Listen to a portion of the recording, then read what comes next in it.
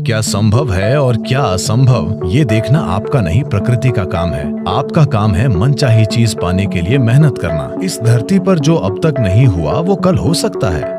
कोई काम किए बिना भी आप वो बना सकते हैं जो आप चाहते हैं। तो अगर जीवन को आपके हिसाब से चलना चाहिए तो सबसे पहले आप कैसे सोचते हैं और विचार प्रक्रिया में कितनी ऊर्जा है, इससे तय होगा कि क्या आपका विचार एक सच्चाई बनेगा या सिर्फ एक विचार रहेगा।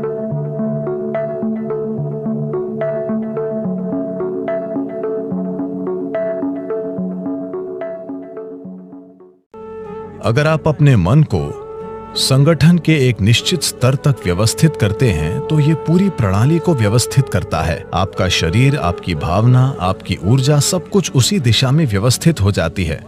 जब आपके ये चारों आयाम, आपका भौतिक शरीर, आपका मन, आपकी भावना और मौलिक जीवन ऊर्जाएं एक दिशा में व्यवस्थित हो जाती हैं, जब आप ऐसे हो जाते हैं तो आप जो भी चाहते हैं वो वाकई छोटी उंगली उठाए बिना होता है। आपके काम करने से उसमें मदद मिलेगी, लेकिन कोई काम किए बिना भी आप वो बना सकते हैं जो आप चाहते हैं। अगर आप इन चार आयामों को एक दिशा में रखते हैं और कुछ समय तक उन्हें उसी दिशा में स्थिर रखते हैं। अभी आपके मन की समस्या है कि हर पल ये अपनी दिशा बदल रहा है। ये ऐसा है जैसे आप कहीं जाना चाहते हैं और हर 2 कदमों पर आप अपनी दिशा बदलते रहते हैं, तो आपका मंजिल तक पहुंचना बहुत मुश्किल है, जब तक कि यह संयोग से न हो। तो अपने मन को व्यवस्थित करना और उससे पूरे सिस्टम को और अपने इन 4 बुनियादी आयामों को एक दिशा में व्यवस्थित करना, अगर आप ऐसा करते हैं तो आप खुद कल्पवृक्ष हैं। Anything that you wish will happen. जो भी आप चाहते हैं वो होगा। जब हम इस तरह समर्थ हो जाते हैं तो ये बहुत महत्वपूर्ण है कि हमारी शारीरिक क्रिया, भावनात्मक क्रिया, मानसिक क्रिया और ऊर्जा क्रियाएं नियंत्रित और ठीक दिशा में हों। अगर ऐसा नहीं है तो हम विनाशकारी, आत्मविनाशकारी बन जाते हैं। अभी यही हमारी समस्या है। जिस तकनीक को हमारे जीवन को सुंदर और आसान बनाना चाहिए वो सभी समस्याओं की जड़ बन गई है। तो मन को व्यवस्थित करने का बुनियादी मतलब है चीजों को विवशता से करने के बजाय जागरूक होकर करना। आपने ऐसे लोगों के बारे में सुना होगा जो कुछ मांगते हैं और सभी उम्मीदों से परे वो उनके लिए सच हो जाता है। आमतौर पर ऐसा उनके साथ होता है जो श्रद्धा रखते हैं। मान लीजिए आप घर बनाना चाहते हैं। अगर आप सोचने लगेंगे, अरे मैं एक घर बनाना चाहता हूं, घर बनाने के लिए 50 लाख रुपए चाहिए, मेरी जेब में 50 रुपए हैं, नहीं होगा, नहीं होगा, संभव नहीं है। जैसे ही आप कहते हैं संभव नहीं है, आप ये भी कह रहे हैं कि मैं ये नहीं चाहता। तो एक स्तर पर आप इच्छा पैदा कर रहे हैं कि आप कुछ चाहते हैं, दूसरे स्तर पर आप कह रहे हैं मैं ये नहीं चाहता। तो इस संघर्ष में ये शायद न हो पाए।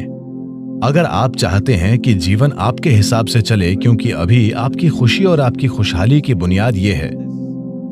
अगर आप दुखी हैं तो सिर्फ और सिर्फ इसलिए आप दुखी हैं कि जीवन वैसे नहीं चल रहा जैसे आप चाहते हैं। बस यही बात है। तो अगर जीवन आपके हिसाब से नहीं चलता तो आप दुखी होते हैं। अगर जीवन आपके हिसाब से चलता है तो आप खुश होते हैं। ये इतना सरल है। तो अगर जीवन को आपके हिसाब से चलना चाहिए तो सबसे पहले आप कैसे सोचते हैं, आपकी सोच में कितना फोकस है, आपके विचार में कितनी स्थिरता है और विचार प्रक्रिया में कितनी ऊर्जा है, इससे तय होगा कि क्या आपका विचार एक सच्चाई बनेगा या सिर्फ एक विचार रहेगा। ये इससे भी तय होगा कि आप उल्टे विचार बनाकर उस विचार के लिए रुकावट नहीं पैदा करते। Is something possible or not possible? Is destroying humanity. क्या ये हो सकता है या नहीं, ये मानवता को नष्ट कर रहा है। क्या संभव है और क्या असंभव, ये देखना आपका नहीं प्रकृति का काम है। आपका काम है मनचाही चीज पाने के लिए मेहनत करना। अभी आप यहाँ बैठे हैं। अगर मैं आपसे 2 सरल प्रश्न पूछूं, मैं चाहता हूं कि आप बस सुने और उत्तर दें। आप जहां बैठे हैं क्या वहां से उड़ सकते हैं? आप कहेंगे नहीं। क्या आप यहां से उठकर चल सकते हैं? आप कहेंगे हां। इसका आधार क्या है? कि आप उड़ने के लिए नहीं और चलने के लिए हां कहते हैं। आधार है जीवन का अनुभव। कई बार आप उठकर चले हैं, कभी उड़ान नहीं भरी। या दूसरे शब्दों में, आप जीवन के पिछले अनुभव को आधार बनाकर यह तय कर रहे हैं कि कुछ संभव है या नहीं। या दूसरे शब्दों में, आपने तय किया है कि अब तक जो नहीं हुआ वो भविष्य में आपके जीवन में नहीं हो सकता है। ये मानवता और मानवीय भावना का अपमान है। इस धरती पर जो अब तक नहीं हुआ वो कल हो सकता है। इंसान इसे कल एक सच्चाई बना सकते हैं। तो क्या संभव है और क्या असंभव, ये देखना आपका काम नहीं है। ये प्रकृति का काम है। प्रकृति तय करेगी।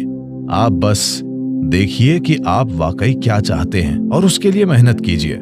और अगर आपका विचार एक शक्तिशाली तरीके से तैयार होता है, बिना किसी उल्टे विचारों के, कोई ऐसे उल्टे विचार न हो जिनसे विचार प्रक्रिया की तीव्रता कम हो जाए। सबसे पहली और महत्वपूर्ण बात यह है कि आपको स्पष्ट पता होना चाहिए कि आप वाकई क्या चाहते हैं। अगर आप नहीं जानते कि आप क्या चाहते हैं, तो उसे बनाने का सवाल ही नहीं उठता। अगर आप ये देखें कि आप वाकई क्या चाहते हैं, तो हर इंसान यही चाहता है। वो खुशी से जीना चाहता है, वो शांति से जीना चाहता है। In terms of its relationships, वो चाहता है कि उसके रिश्ते प्यार भरे हों। या दूसरे शब्दों में कहें तो कोई भी इंसान यही चाहता है कि वो अपने भीतर सुखी हो और उसके चारों ओर सुख हो। ये सुख अगर हमारे शरीर में होता है तो हम इसे सेहत या सुख कहते हैं। अगर ये हमारे मन में होता है तो हम इसे शांति और खुशी कहते हैं। अगर ये हमारी भावना में होता है तो हम प्यार और करुणा कहते हैं। अगर ये हमारी ऊर्जा में होता है तो हम इसे आनंद और परमानंद कहते हैं। यही एक इंसान की तलाश है। चाहे वो काम करने अपने ऑफिस जा रहा है, वो पैसा कमाना चाहता है, करियर बनाना चाहता है, परिवार बनाए, वो तब भी उसी चीज की तलाश में है। भीतर सुख, चारों ओर सुख। अगर यही हम चाहते हैं तो मुझे लगता है इसे सीधे संबोधित करने और इसे बनाने के लिए खुद को प्रतिबद्ध करने का यही समय है।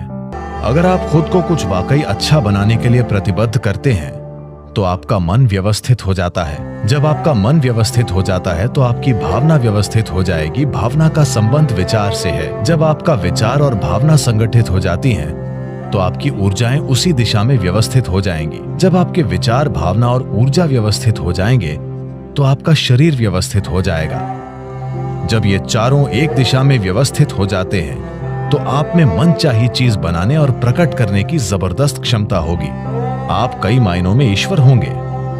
जो सृष्टि का स्रोत है वो आपके जीवन के हर पल में आपके अंदर काम कर रहा है।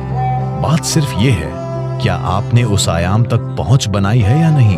अपने जीवन के 4 मूल तत्वों को व्यवस्थित करके आपको वो पहुंच मिलेगी। ऐसा करने के लिए साधन और तकनीकें हैं। योग का पूरा विज्ञान, पूरी तकनीक जिसे हम योग कहते हैं, वो बस यही है, खुद को सृष्टि के एक टुकड़े से सृष्टा बनाना।